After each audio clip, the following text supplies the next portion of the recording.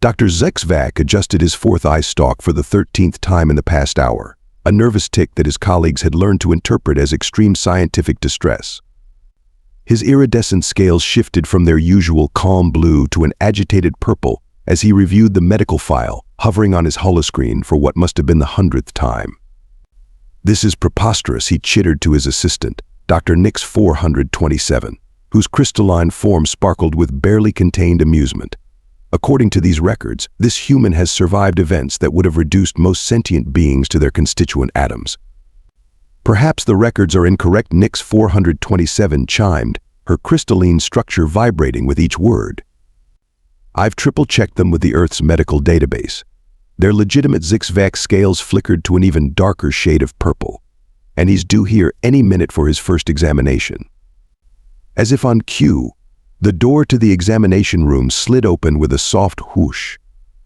Xavier Rodriguez walked in, sauntered in with the casual air of someone who had absolutely no business being alive, yet was doing a remarkably good job at it anyway.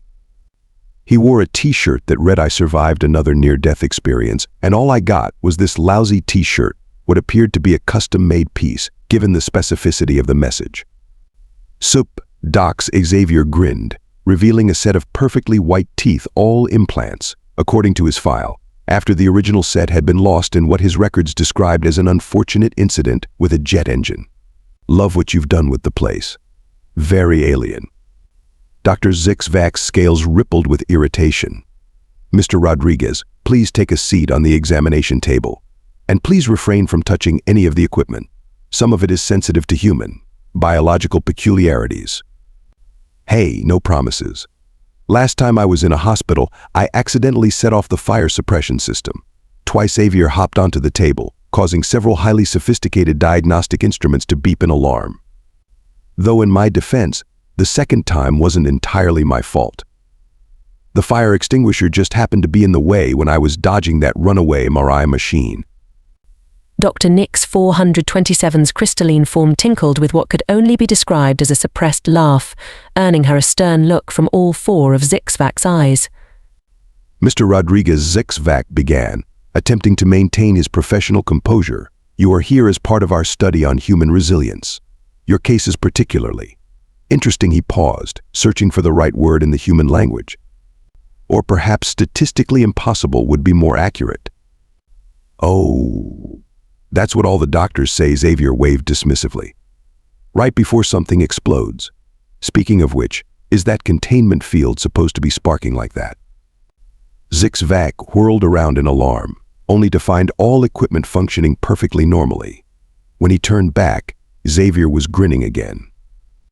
"Just kidding, Doc. Little human humor for you there. You guys should really learn to lighten up." Fascinating, Nix 427 chimed in, her crystalline structure casting rainbow patterns across the walls. "The subject uses humor as a defense mechanism, even in a controlled medical environment. The subject has a name," Xavier pointed out, "and a pretty impressive collection of titanium plates holding him together. Want to see the one in my skull? It's shaped like Australia." Dr. Zyx'vak felt his scales shifting to a shade of purple previously unknown to Centaurian chromatic science. "Mr. Rodriguez, we are attempting to conduct a serious scientific study here. The Centaurian Medical Academy has invested considerable resources in understanding how humans like yourself manage to survive events that should, by all known laws of physics and biology, be utterly fatal." "Oh, that's easy," Xavier replied, absent-mindedly juggling 3 extremely expensive diagnostic probes he'd somehow acquired without anyone noticing. "We just don't read the manual on what's supposed to kill us. Works every time." He caught the probes with a flourish. "Most of the time. Okay, some of the time. But hey, I'm still here, aren't I?" As Zyx'vak watched his priceless equipment being treated like entertainment devices, he made a mental note to update the study's preliminary findings. Humans weren't just surprisingly resilient, they were terrifyingly, impossibly, irritatingly good at surviving things they had no business surviving. And somehow they managed to maintain a sense of humor about it all. This was going to be a very long study indeed. Dr. Zyx'vak activated his neural recorder and adjusted his posture to what humans supposedly found professional and reassuring. "Let's begin with your first recorded incident, Mr. Rodriguez." According to your file, it involved a commercial aircraft malfunction. Xavier scratched his chin thoughtfully. Which one? Oh, you mean the Bangkok incident. Yeah, that was wild.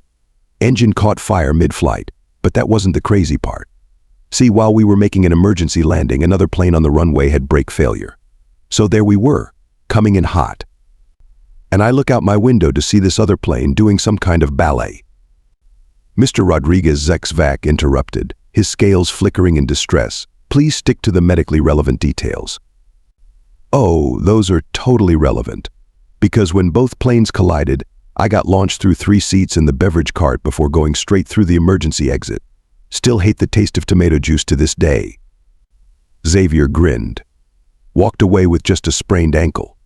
The doctors said it was because I was completely relaxed during the whole thing. Apparently, being resigned to death makes you bouncy. Dr. Nix 427's crystalline form emitted a series of chiming sounds that her translation matrix conveyed as barely contained laughter.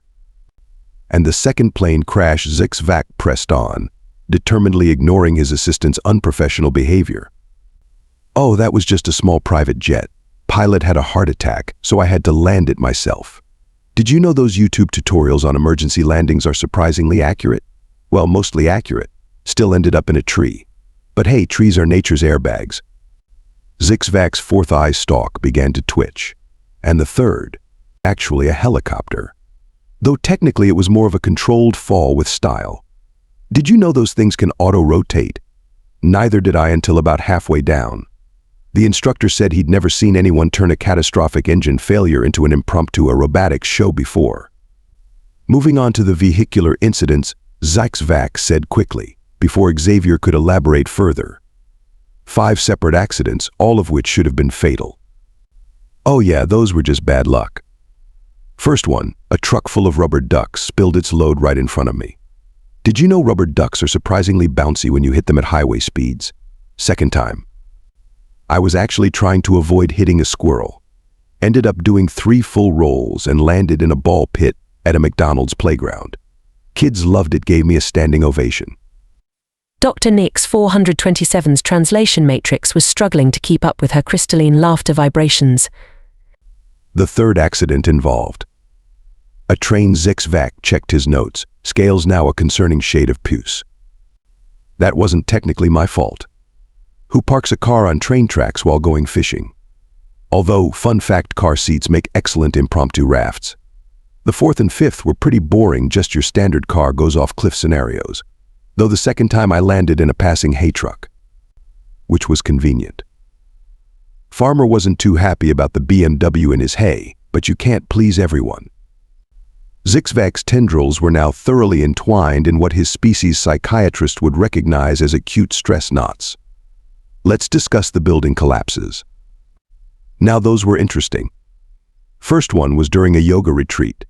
Did you know downward dog is the perfect position to create a survival triangle when a building comes down? The instructor tried to claim it was part of the advanced class. Second one was during a pizza delivery. Still delivered it too, though it was a bit squashed. Customer still tipped, which was nice. And the extreme sports incidents. Zyx'vak asked weakly. Oh man, where to start? There was the skydiving thing where both chutes failed. Turns out pine trees are pretty good at breaking falls. The wingsuit incident where I got hit by a bird. Learned eagles really don't like competition. Oh, and that time I went volcano surfing, and the volcano decided to have an unscheduled eruption. Did you know lava rocks make great impromptu skateboards? Although they're not great for repeat uses. Dr. Zyx'vak's scales had now cycled through so many colors of distress that he resembled a malfunctioning disco ball. Mr. Rodriguez, are you suggesting that your survival strategy consists entirely of luck and improvisation? Pretty much. Xavier beamed. Though I prefer to call it aggressive optimism, like that time I used a serving tray as a snowboard to outrun an avalanche. Or when I deflected falling debris with a pizza box during that construction site incident. It's all about working with what you've got. But Zyx'vak's scientific mind was practically short-circuiting. There must be some underlying physiological explanation, some unique genetic factor, some.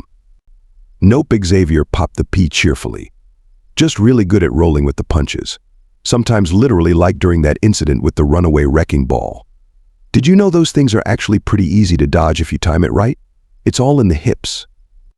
Dr. Nix 427, who had long since given up any pretense of professional detachment, was now emitting such high-frequency laughs that several nearby instruments were beginning to resonate sympathetically. I think Dr. Zyx'vak said, with what remained of his dignity, we should conclude this interview for today. My scales need time to recover their natural color. Sure thing, Doc. Same time tomorrow? I haven't even told you about the time I accidentally ended up in orbit after that rocket fuel misunderstanding. Now that's a story that'll really make your eyes spin, all four of them. As Xavier sauntered out, Dr. Zyx'vak turned to his still chiming assistant. Nix 427, please update the study parameters. Add a new category: violations of probability theory, and perhaps reality distortion field. Eat, assembled colleagues. Dr. Zyx'vak addressed the amphitheater of alien medical professionals, his scales now permanently stuck in a mottled pattern of stress. Today we expand our study to include additional human specimens who display similarly improbable survival characteristics. The holoscreen behind him flickered to life, displaying the first subject's credentials. Several alien doctors' sensory organs widened in disbelief.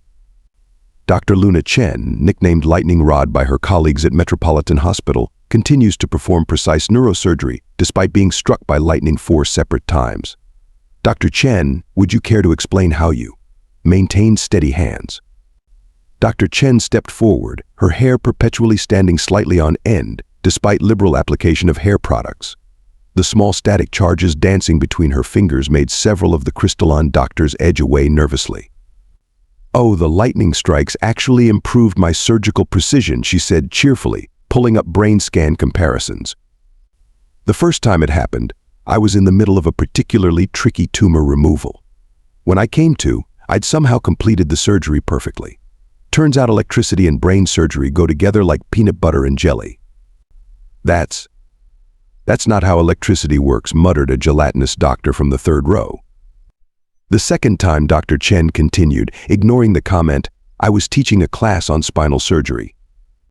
My students got quite an impressive light show, and I discovered I could suddenly feel electromagnetic fields. Makes finding neural pathways much easier, really.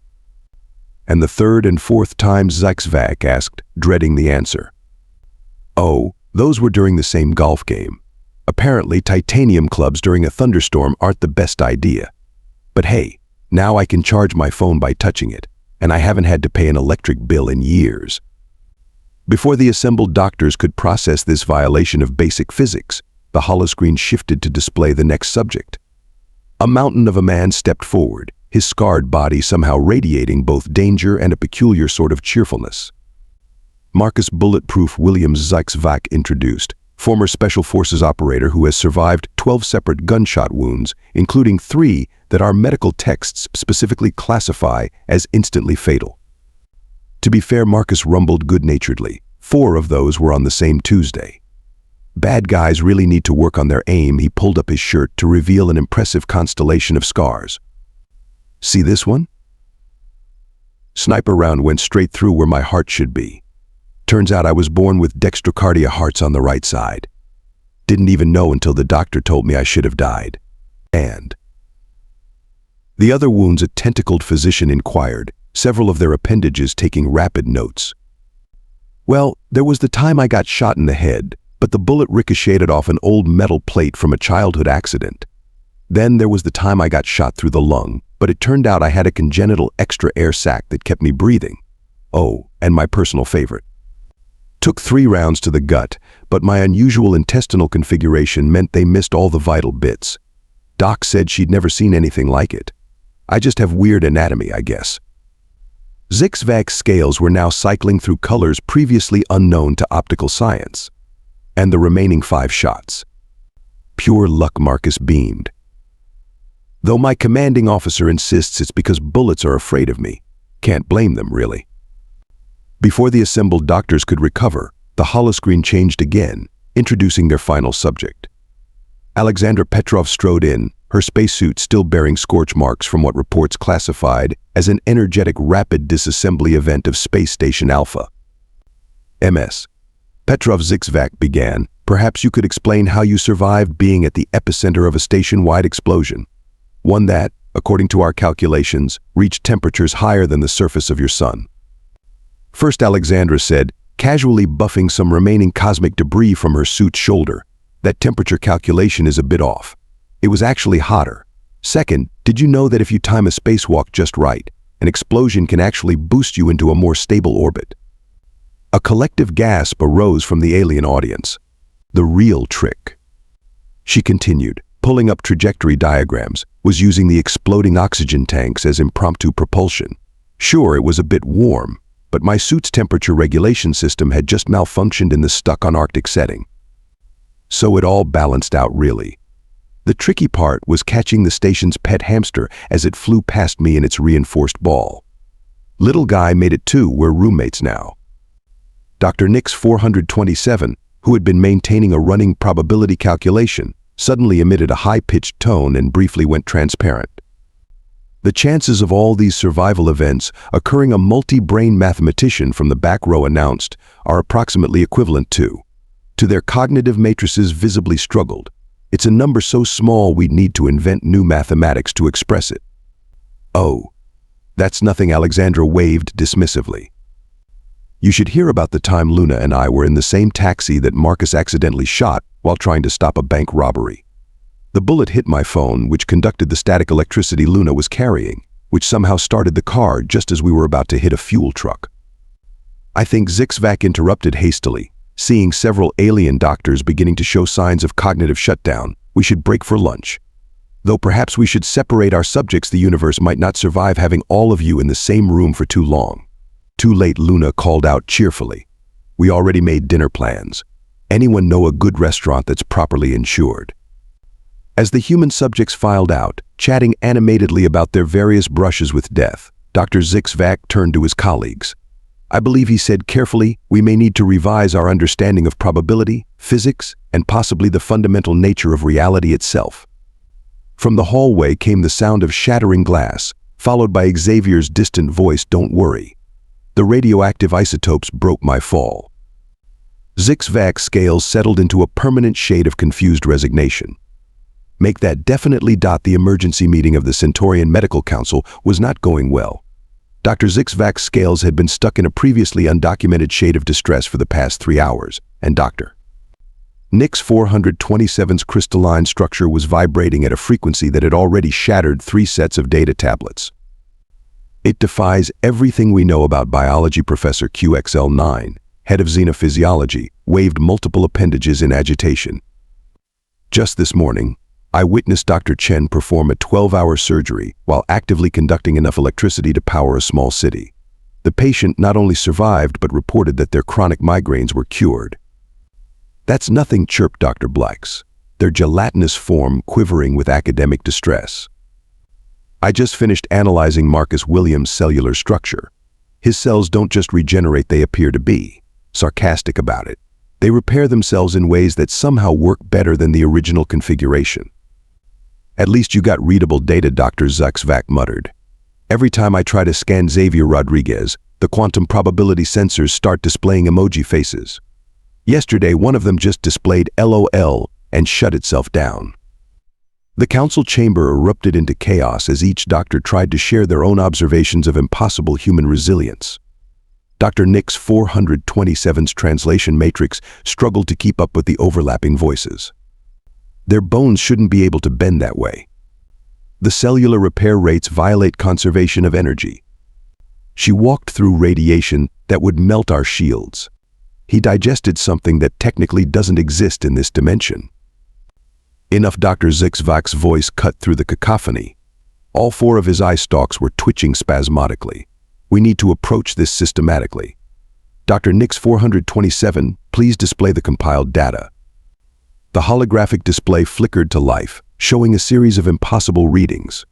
According to the charts, human survival rates increase proportionally with the statistical impossibility of the situation. Several mathematical formulae appeared to be crying.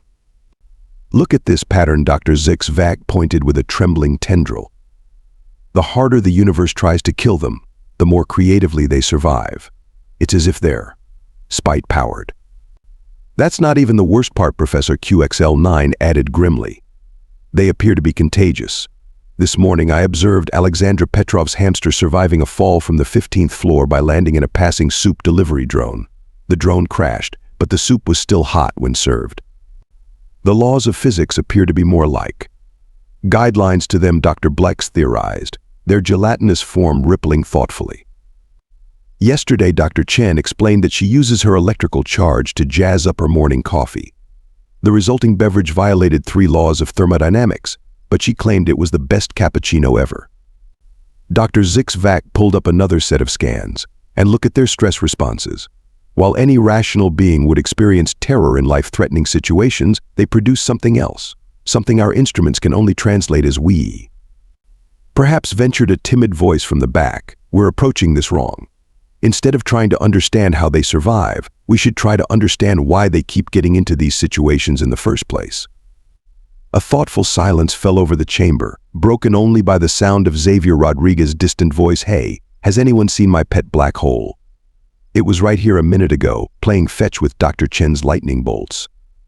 The council erupted again. That's it. They're reality anchors. No, they're probability sinks. They're walking middle fingers to the laws of physics. They're cosmic blue screen errors in organic form. Dr. Zyx'vak watched as his carefully constructed understanding of the universe continued to unravel. In the past week alone, he'd documented cellular regeneration powered by bad puns, quantum tunneling triggered by human stubbornness, survival rates that increased with the application of what humans called hold my beer energy, spontaneous probability field manipulation through sheer audacity. "I have a theory," Dr. Nix 427 chimed in, her crystalline form glowing with excitement. "What if their improbable survival isn't a bug in the universe's programming, but a feature?" The room fell silent. "Think about it," she continued. "Every impossible survival creates a cascade of equally impossible events, yet reality doesn't break. It's as if the universe is entertaining itself through them." Before anyone could respond, alarms began blaring throughout the facility. The intercom crackled, warning reality distortion detected in cafeteria B. "It appears Mr. Rodriguez has attempted to combine Dr. Chen's electromagnetic coffee with MS. Petrov's space-folded tea. Level 5 containment protocols in effect." Dr. Zyx'vak's scales shifted to a color that could only be described as existential crisis mauve. "Update the official record," he said wearily. "Human resilience classification upgraded from improbable to cosmic joke, and somebody please check if that reality distortion is going to have side effects. Last time it made all our quantum computers start playing Never Gonna Give You Up." As the council rushed to contain the latest human-induced impossibility, Dr. Nix 427's final observation hung in the air. Maybe we're not studying them. Maybe they're teaching us that the universe has a sense of humor. From somewhere in the distance came Marcus Williams' cheerful voice, "Don't worry about the reality breach, folks. I've seen worse at my cousin's wedding." Dr. Zyx'vak stared at the latest batch of test results with all 4 eyes, his scales shifting through colors faster than a malfunctioning disco ball. Beside him, Dr. Nix 427's crystalline form hummed with excitement as they finally began to understand. "It's not just luck," he whispered, his tendrils trembling. "It's not chaos or cosmic jokes or reality glitches. It's evolution's greatest middle finger to death itself." Dr. Chen finished for him, casually deflecting a stray bolt of static electricity. "We've been trying to tell you that." The holoscreen displayed what the alien scientists had finally managed to decode: the complex interaction between human stubbornness, biological systems, and what they'd termed probability manipulation through sheer audacity. "Your adrenal system," Dr. Zyx'vak explained, his scientific excitement temporarily overwhelming his existential crisis, "doesn't just prepare you for fight or flight. It literally tells physics to take a lunch break." "And these endorphins," Dr. Nix 427 chimed in, her crystalline form sparkling with academic fervor. "They don't just block pain. They create a feedback loop of what we can only translate as try me universe." Xavier lounged in his chair, juggling 3 experimental quantum stabilizers that definitely shouldn't have been removable from their containment field. "So what you're saying is, we're too stubborn to die?" "More than that," Professor QXL9 interjected. their tentacles gesticulating wildly. Your entire species has evolved to treat death less as an absolute end and more as an aggressive suggestion. Let me get this straight, Marcus rumbled, pausing in his demonstration of how he'd once caught a missile with his bare hands, the remains of said missile now serving as an impromptu coffee table in the break room.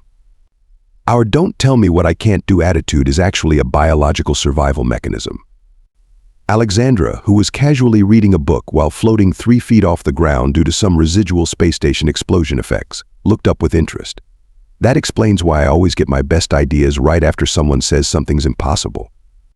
Dr. Zyx'vak pulled up more data streams. Look at these readings. When faced with certain death, your bodies don't just release adrenaline, they release what we can only describe as spite molecules. The more impossible the survival scenario, the more powerful the response.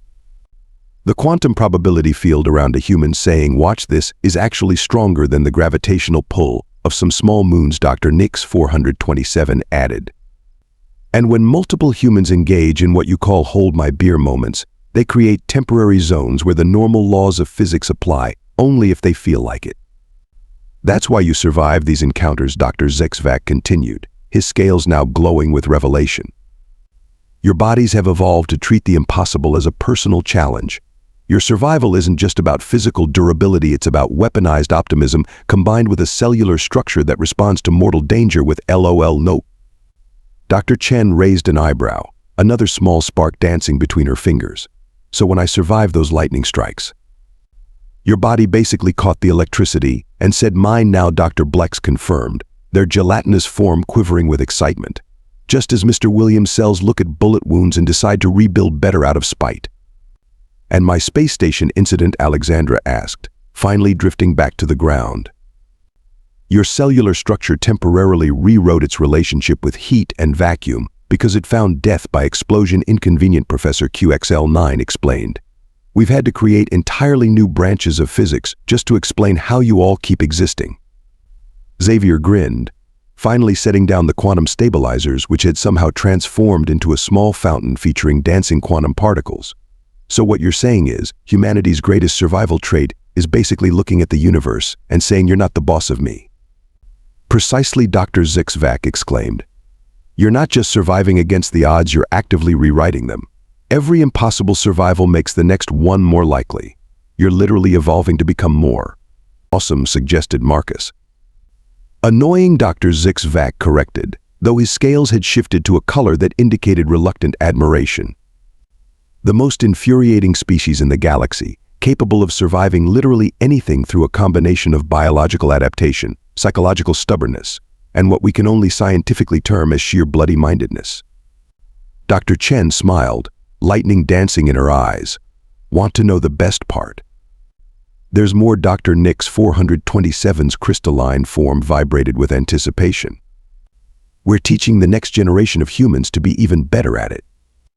The sound of multiple alien doctors having simultaneous existential crises filled the room, accompanied by the distant laughter of humanity's most impossible survivors.